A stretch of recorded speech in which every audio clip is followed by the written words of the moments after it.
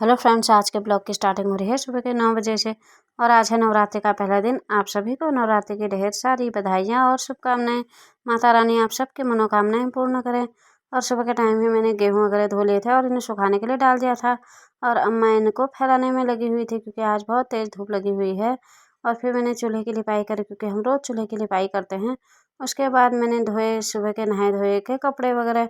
और कपड़े वगैरह धोने के बाद मुझे जाना है आज पूरे गांव में भिटौली बांटने के लिए क्योंकि हमारा गांव बहुत बड़ा है। और फिर गांव के कुछ बच्चे आ गए थे अपनी अपनी मम्मी लोगों की भिटौली देने के लिए। और भिटौली में हमारे गांव में गुड़ या मिठाई दी जाती है। कुछ लोग गुड़ देते हैं, कुछ लोग मिठाई देते हैं। तो इन बच्चों ने भी मुझे दिया ये गुड़। शायद ये 2 लोगों की भिटौली थी। और उसके बाद किसी एक की भिटौली और आ गई थी, उन्होंने हमें मिठाई दी थी। और फिर हम लोग भी चले गए थे अपना गुड़ बांटने के लिए भिटौली के रूप में। और चाहत जा रही थी ये आगे से ये झोला लेकर, लेकिन इसे ये भी बहुत भारी हो रहा था। फिर मैंने पकड़ा इसका भी झोला और मैं चली गई थी क्योंकि गांव के कुछ और लोग भी आ रहे हैं अपनी अपनी भिटौली बांटने के लिए। और फिर हम लोग साथ में चले गए थे क्योंकि साथ में जाना बहुत अच्छा लगता है। और क्योंकि हमारा गाँव बहुत बड़ा है, सारे गाँव में घूमना पड़ता है। और सारे गाँव में घूमने के बाद भिटौली बांटने के बाद हमको लग गई थी बहुत ज़्यादा प्यास।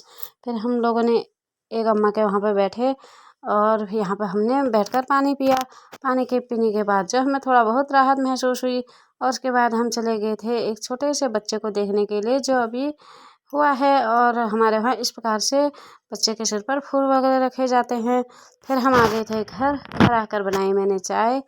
और क्योंकि जो लोग मेरे साथ भिटौली बांटने के लिए आए थे उन लोगों के लिए मैंने बनाई चाय। और चाय पीने के बाद हम लोगों ने मारी थोड़ी देर गपशप।